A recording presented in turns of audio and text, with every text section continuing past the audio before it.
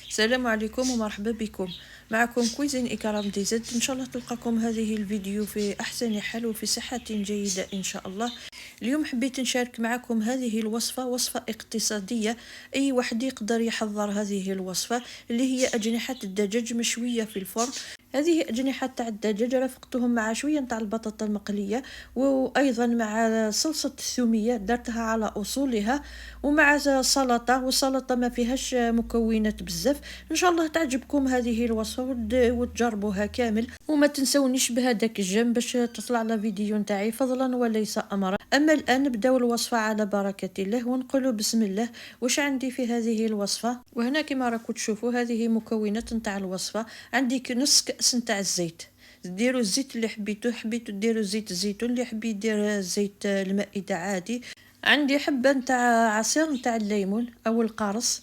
وهنا عندي 3 ملاعق نتاع صلصة الصوجة او الصويا صوص. وعندي علبة تاع ياغورت ناتور. وهنا كما راكم تشوفوا عندي ملعقة متوسطة نتاع العسيلة تاع الدار ولا العسيلة تاع برا ما يهمش، مهم العسيلة. وهنا عندي نص ملعقة تاع الهريسة. هذه الهريسة حارة بزاف، ما ديروش بزاف. لو تذكروا يا البنات هذه الهريسة اللي شاركتها معكم درتها في فيديو الوصفة تاع الهريسة. اللي حبت دير الهريسة مازال الوقت، تقدر تروح تشوف هذاك الفيديو تحضر الوصفة الهريسة. هذا هو الوقت نتاعو. درت ملعقة صغيرة فلفل أسود، ملعقة زنجبيل، ملعقة شوية كبيرة نتاع ثوم بودرة، درت شوية نتاع فلفل عكري، درت ملعقة صغيرة تاع تابل الشواء، وملعقة صغيرة تاع توابل الدجاج. وهنا كما راكم تشوفوا درت ملعقة نتاع لا مارغارين، درت غير مغرفة صغيرة تاع لا مارغارين خاطرش درنا نص كاس نتاع الزيت.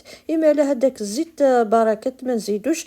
اللي يحب تانيك يا البنات يدير توم فريش يقدر يدير توم فريش. وهنايا كما راكم تشوفوا بعد ما غسلت كامل الدجاج نتاعي غسلته بالخل وخليته شويه حتى يروح له كامل هذاك الريحه نتاع الدجاج كامل، تروحوا هذيك الزنخه. واحد التدبيره يا البنات، كي تشريو الدجاج ما تطيبوش في نهارو، خليوه حتى غدوه من داك باش تطيبوه. غسلوه مليح وقطعوه الى قطع صغيره وحطوه في الملح ليله كامله، بيتوه في الملح حتى الغدوه من داك باش نغسلو من هذاك الملح اللي درناه من قبل. بعد ما دخلت كامل هذاك الدجاج في هذيك التتبيله اللي حضرتها من قبل، تبلوه مليح ودخلوا كامل هذيك التتبيله في الدجاج وغطوه بابي سيلوفان وحطوه في الثلاجه حتى الوقت الاستعمال نتاعو باش تجبدوا هذاك الدجاج. خلوه حوالي 2 سوايع ولا بيتوه ليله كامله. نخليو الدجاج نتاعنا باش يشرب كامل هذيك التتبيله، وحنايا نروحو نوجدوا الصلصه نتاع الثوميه. عندي كاس نتاع 220